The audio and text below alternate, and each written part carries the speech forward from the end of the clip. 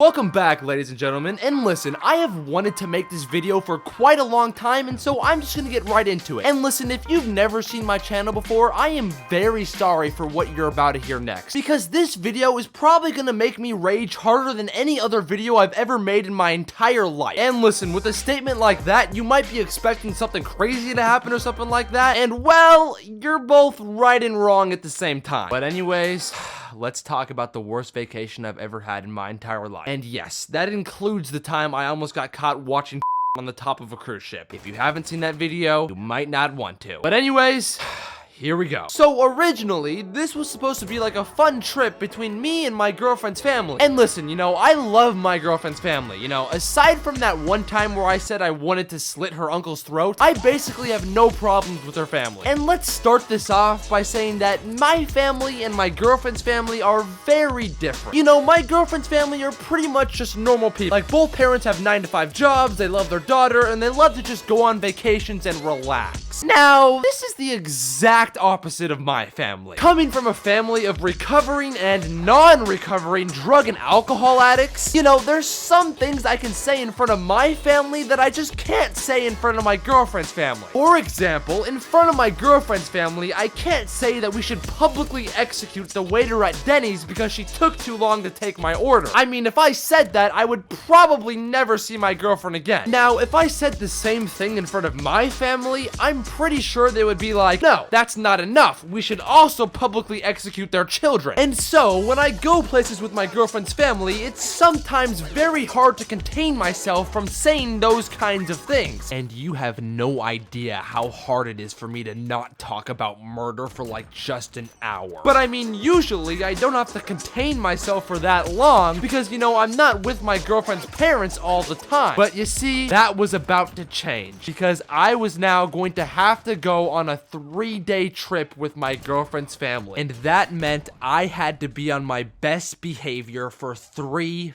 full days. But I tried not to think about that, and I have to admit, in the beginning, I was kind of excited. And so, we were going to this place called Cambria. I mean, I had never been to Cambria, but I knew it was pretty close to Big Sur, and I mean, who the fuck doesn't love Big Sur? I mean, look at this shit. Cliffs on the fucking ocean with a goddamn fucking forest behind it. I mean, it's fucking beautiful. Look at how nice of a suicide spot that is right there. Jumping off that bridge right there into the water, I mean, I wouldn't even be mad if I had to do it. If anyone out here is watching this thinking about ending their own life, do it right here. Look how fucking beautiful it would be if you just jumped off of that bridge right there. Listen, I'm not encouraging suicide. I'm just saying if you were going to do it, this would be a absolute perfect place to do it. Okay, let's get back to the story. Anyway, so I thought Cambria was gonna look sort of similar to Big Sur. And so me and my girlfriend's family start to drive up to Cambria. And so it was only like a 4-hour drive, so it really wasn't that bad, and honestly, it was going by a lot faster than I thought it was gonna be. And you know when you're like on a road trip and you pass by one of those towns and you look at it and you're like, if I lived in that town, I would immediately go in the bathtub and just slit my wrist. Like, I legitimately could not live there, and if I had to, I would kill myself. Like these kinds of towns that you pass by on the road trip, you know what I mean? Like, what kind of fucking person lives here? And how many people do you think were killed and buried around that house? Like, do you really think there's anyone normal that lives in a house like this? No, it's people who go to the city once a week, find someone they want to murder, and then dispose of their remains outside of their house. Anyways, on the trip to Cambria, we were passing by a couple of those towns, and me and my girlfriend would always be like, oh my god, I could not live there. If I lived there, I would so just end my own life. And as we were driving, we passed by this one town that was just the whitest town I've ever seen in my entire life. I mean, every single block in this town had a coffee shop, an antique store, a pottery shop, a gardening store. I mean, I had never seen a whiter town in my entire life. And I'm just gonna say it, okay? I'm racist. I fucking hate white people. You see, YouTube was about to terminate my channel when I said I'm racist, but then I said I'm racist in the sense that I hate white people, and I actually received a bonus. Okay, let's just make this clear, okay? I am not racist, okay? I just hate some groups of white people. And listen, you might be confused to hear that because you might be thinking right now, wait, Ellis, aren't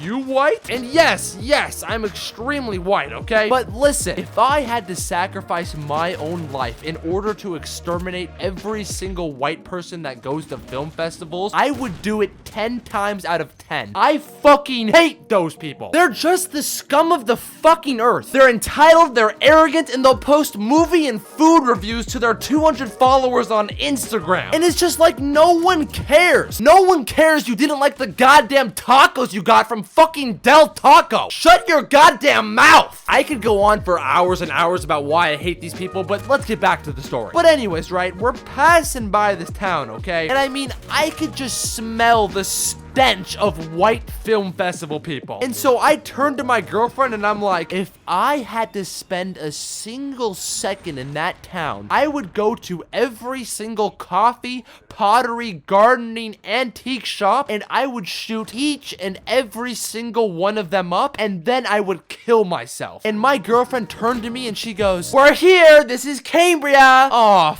fuck me in the taint. I mean, look at these goddamn shops and stores in Cambria. Look at this restaurant right here. Do you honestly think that a person who isn't the color of printer paper has been in that restaurant? That restaurant has never seen a black, Hispanic, or Asian in its entire existence. Can you even blame me for saying that I would shoot this place up? I mean, my God, even the food looks white. All right, anyways, I tried to put on a happy face and contain myself from saying that I would rather jump off that bridge at Big Sur than be here. And honestly, in the beginning of the trip, it really wasn't that bad. Like the first day, we pretty much just all chilled in our hotel rooms, and then me and my girlfriend ended up going to dinner at the printer paper restaurant. And let me tell you something, exactly how it looks like in the pictures. I mean, I am extremely white. I play golf, tennis, I wear polo shirts and khaki shorts, and let me tell you something. At this restaurant, people were looking at me like I wasn't white enough. But anyways, it wasn't that bad. Yeah, the food tasted like watered down white people piss, but the real issue of the trip came on the second day. You see, the second day, I was forced into slavery. Shopping slavery. Now, if you've ever had a girlfriend, you know, what am I saying right now? You guys are watching my videos. Ain't none of you have girlfriends. Okay, I'm just kidding. I'm sure you're all with Margot Robbie while you listen to a white guy talk about why he hates white people so much. Honestly, I shouldn't have a girlfriend either. She'll probably leave me after this video. Anyway, so I wake up the second day and my girlfriend's like, let's go get breakfast with my parents. And for some reason, of course, we had to go back to the same restaurant we ate at the night before, the goddamn printer paper restaurant. And you know, I was mad about it, but I wasn't too mad about it because I mean, as long as I get to eat a pancake or a waffle, I will be perfectly happy. Like, I could watch my own mother be pushed off of the Golden Gate Bridge, but if I was eating a pancake or a waffle, I would not care at all. Now, however, if for some reason I didn't get to eat breakfast, or if I had to eat a non-breakfast food for breakfast, I could look at an innocent 5-year-old walking down the street with his mother, and I could want to murder both of them all because I didn't get to eat a bagel or a fucking omelet. Now, of course, this being the worst vacation I've ever had in my entire life, do you honestly think I got to eat breakfast food for breakfast? No, of course not. Because this restaurant was made for white people to feel a little different and quirky, of course they didn't serve traditional breakfast food. They served the White Film Festival equivalent of breakfast food, which was a fucking breakfast taco. Now, because I had to eat a goddamn breakfast taco for breakfast, I was already pissed. But right after quote-unquote breakfast, my girlfriend goes, let's walk around the town a little bit after this. And listen, when my girlfriend says, let's walk around the town a little bit, it usually means let's go into every store or shop and not buy a single thing. And look, shopping when you're not actually gonna buy anything is already the worst and most stupid thing on the entire planet. But usually when I go shopping with my girlfriend, there's at least like one Nike or Adidas store where I can be like, yeah, that's cool, I guess. But because we were in Cambria, the only stores and shops were pottery, gardening, and antique shops. Now, can you imagine me in a fucking pottery shop? No, you can't. And I mean, you probably don't even know what a pottery shop is because I didn't know what it was before I went there. So let me show you what a pottery shop is. This right here is a pottery shop. Do you see a single item in this entire picture that you would even consider getting? I mean, half of this shit doesn't even look like it's for sale. I mean, look at this enlarged cereal bowl right here. How much do you think that is right there? Take a guess. Come on, write it in the comments. 10 bucks? No. 20? Wrong. 40? Wrong. 60? Wrong. 80? Wrong. $200+ for a fucking enlarged cereal bowl. What kind of mental issues do you have to buy that? Imagine explaining to a person in Africa who has to walk 15 miles to get water every day that someone pays $200 for the same bowl that they have to carry water back to their family in. Now, not only did I have to go in these gardening, pottery, and antique shops, but I also had to see actual white people buy that enlarged cereal bowl. And to make things even worse, the whole time I was in there, my girlfriend and her family were like, oh my god, look at this like pot thing. It's so cute. Now, here's the thing. We shopped for hours.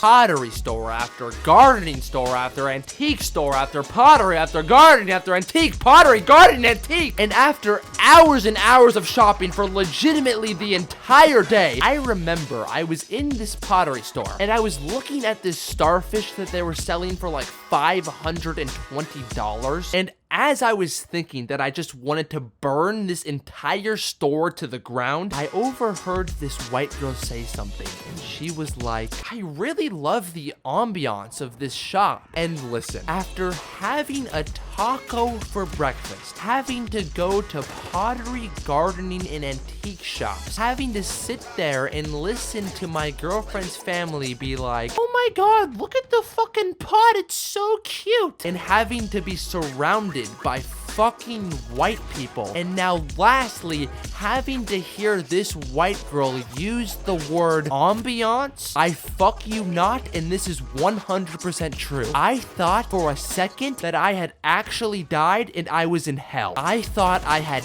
died in my sleep and that this was going to be the rest of my life. Just eternal purgatory in this pottery shop, surrounded by white people. And for the first time in my entire life, I actually prayed to Jesus Christ. And after realizing that I actually wasn't in hell, I went right up to my girlfriend and said, babe, I gotta leave this trip early. My grandma died. Okay, I didn't actually say my grandma died, but I made some random BS excuse up and said I had to leave early. And I ended up waking up the next morning and leaving immediately. And so no, I didn't lose my passport in another country or get stuck for a couple days in an airport, but having to see white pottery shop people in their natural habitat is way fucking worse. And the moral of this story is, boys, if you're gonna go in a pottery shop, bring a 12-gauge shotgun. But anyways, guys, if you enjoyed this video, please subscribe, leave a like, follow me on Instagram, and I'll see you guys in the next one.